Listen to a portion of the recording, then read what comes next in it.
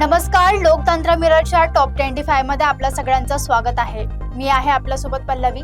तर चला एक नजर टाकूया आजच्या ठळक बातम्यांवर।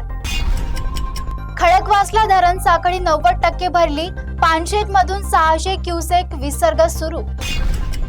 उद्यान कचरा प्रकल्पात 38 कोटीच्या गैरव्यवहाराचा गंभीर आरोप। पुण्यामध्ये चुकीच्या अटकेमुळे ज्येष्ठ नागरिकाला 88 दिवस तुरुंगवास।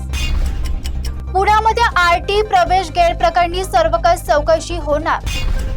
पुण्यात SCMTR रिंग रोड प्रकल्पांना गती देण्याचे निर्देश। पुण्यात जिल्हा परिषदेत महिलेचा आत्मदान प्रयत्न, सुरक्षा कडक। CJP आंदोलनावर लाठीमार अयोग्य, सर्वोच्च न्यायालयाची टिप्पणी। सोलापूर शहरात दरवर्षी 100च्या आसपास पोक्सो गुन्ह्याची नोंद। सोलापूरच्या शाहिरी महोत्सवाला अल्प प्रतिसाद, रिकाम्या खुर्च्यांना मुजरा। सोलापुरात 55 दिवसात 2489 जणांना भटक्या कुत्र्यांचा चावा। सोलापुरात गोळीबार प्रकरणातील 8 आरोपी पोलिसांच्या जाळ्यात। दोष पूर्ण काळ बदलवून द्या किंवा पैसे परत द्या, आयोग।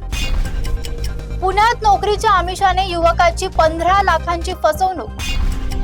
पुण्यात अनैतिक संबंधाच्या संशयातून मित्राची हत्या, दाम्पत्य अटकेत।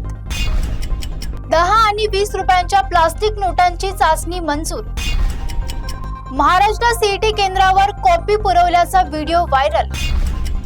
मुंबई डिफेक प्रकरणी गडकरींना मेटा एक्स विरोधात दिलासा। मोदी पवार भेटीनंतर राष्ट्रवादीच्या विलिनीकरणाच्या चर्चांना वेग। Mumbai Pune all panel exchange प्रकरणी ईडीची छापेमारी।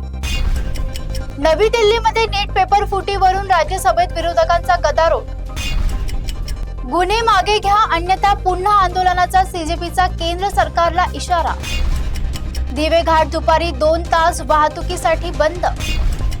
मुंबईमध्ये शिंदेची मंत्रिमंडळ बैठक, मोठ्या निर्णयाची शक्यता। नवी दिल्लीत चालकाच्या मागण्यामुळे केंद्र सरकारवर दबाव वाढला।